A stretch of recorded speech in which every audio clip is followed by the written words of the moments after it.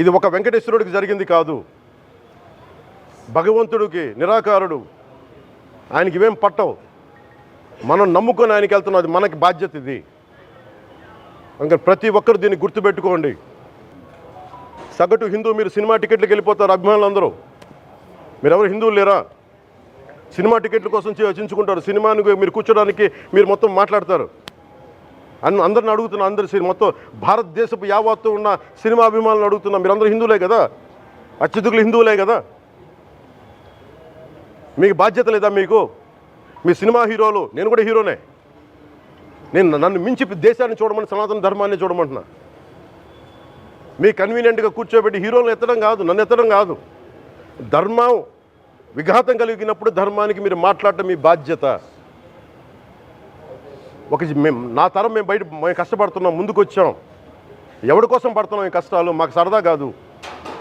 ప్రతి ఒక్కరి ఇష్టానికి వచ్చి మాట్లాడుతూ ఉంటే బాధ కలుగుద్ది.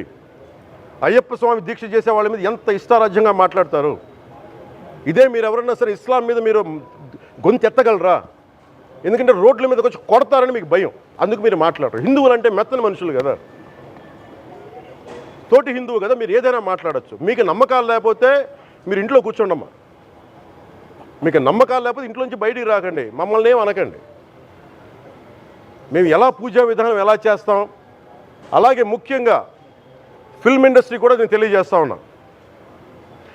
దీని మీద మీరు మాట్లాడితే మద్దతుగా మాట్లాడండి, లేదంటే మౌనంగా కూర్చోండి. అంతేగాని మీ మాధ్యమాల ద్వారా అపహాస్యం చేస్తే మటుకు ప్రజలు మిమ్మల్ని ఎవరు క్షమించరు.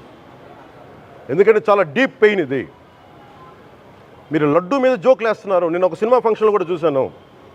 Laddu is a sensitive issue అని. Don't you ever say that. Don't you ever dare to say that, please. I respect you as actors, but when it comes to Sanatana Dharma, please, you have to think 100 times before you saying a word. One comment. Thank you.